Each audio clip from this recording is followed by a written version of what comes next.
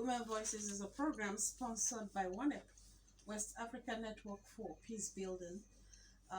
It's an organization that is passionate about issues relating to women and children, and today is no different. We're looking at violence against women and girls, which is prevalent in the society right now. And I have specialists who are here to tackle this topic. Talking about Veronica Joseph. Thank She you. is the owner of an NGO, Vianney. You're welcome. Thank you The very much. voice of the women and girls. That's she is passionate about children and women matters. Voice of the women and children. So you're welcome. Thank you very And much. of course, you came with a Hey, girl baby. child. You'd like to introduce yourself. My name is Ilbeginika. Ibebe Ginika. You're welcome. And of course, my name is Rachel Onah. Stay with us. My first question goes to Veronica, who is the chairman CEO of the Voice of the Women and Girls, Vianney, right here in Port Harcourt. So, Veronica, what do you define as violence?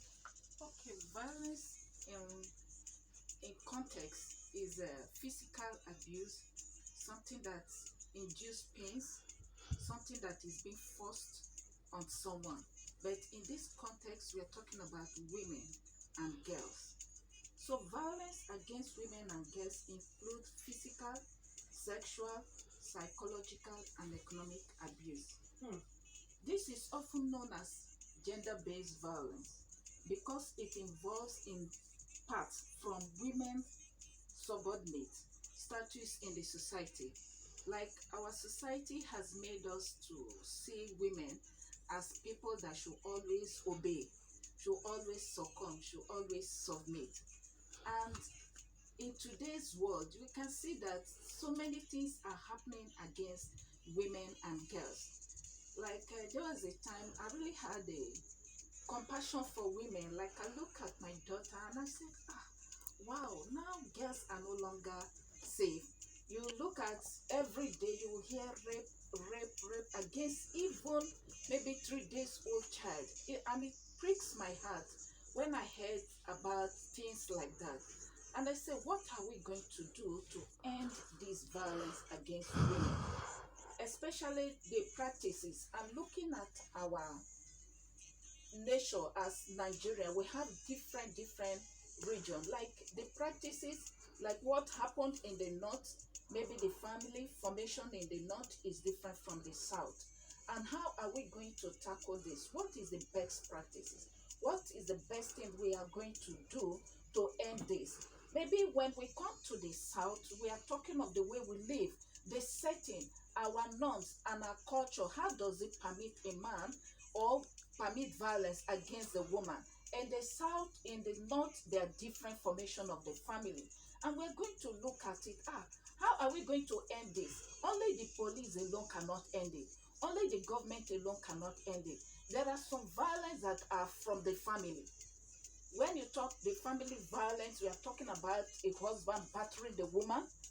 We are talking about the girl child being beaten. Maybe some others, they say, the girl, you don't respect, you don't have a voice in the family because you are a woman.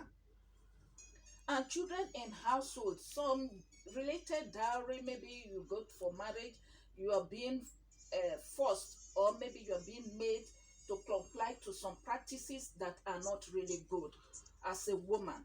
So when we come to other things like the communities too, we have violence that generally in this community, they can rape, sexual abuse, sexual harassment, and intimidation occurring at work. Even in states, when we talk about state, we are talking about Okay, the government. Veronica, you're going at the lightning speed, and I like it too. I want us to trash some issues you've raised already as you were talking, because you're very passionate about what you're talking about. You mentioned about violence against women and girls, physical, economical, and emotional.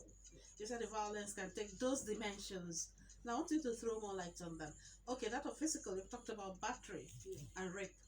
Now, economical, how can you define violence in terms of economical and emotional? Okay, in terms of economical, Mm. when you coerce a woman, You don't allow a woman to work. So you dictate her pace of living. When you say a woman should not work, I thought it's a good thing. Like in some parts of Nigeria, when they've made a lot of money, they say, "My wife, sit down. I'll give you whatever you want." I thought it's a good thing instead of being seen as violence. Okay, no, Mm. it is not a good thing.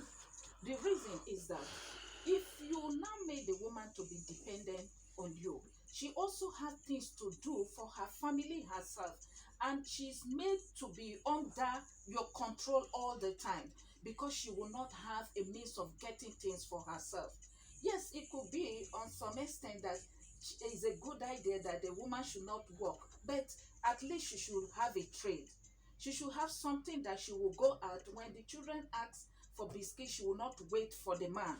When her mother called for assistance, she will not wait for the man. You would rather make her brain to be dormant. That is an abuse. When somebody don't have a right to say anything, she cannot even contribute to you. So emotionally, you have put her in a corner, in a tight corner, that she cannot say anything because she doesn't really have the economic power. She doesn't have a finance of her own to support in anything that she has to do. She will have to come and kneel and have to beg. So the day you say no, I won't give you, maybe the day as a human she hurts you, you say no, I'm not going to give you, and there it ends. So that is not a good life. That's why I say that is violence also. Okay. All right. Let's look at emotional violence because some people will say, "I will not touch you. I won't beat you," but they torment the woman emotionally. Can you define emotional violence? Okay, the emotional violence, like person like me emotionally, you see, the emotion affects somebody more than any other. Like a man will come or somebody will come to the house. Now emotional violence, that is in the family, we are talking about the husband and wife now. Mm. The husband will come to the house, the woman will greet him, he will not answer. The woman will give food, he will say, I will not eat.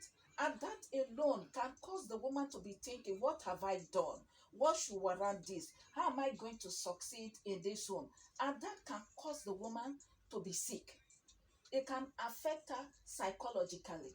That her reasoning, I think she cannot really concentrate. And when it comes at that time, like some women, maybe they are pregnant, and you put them in that emotional pains, it can even cause miscarriage, which can also lead to death, which can also cause sickness and diseases in their life, because a woman that is not happy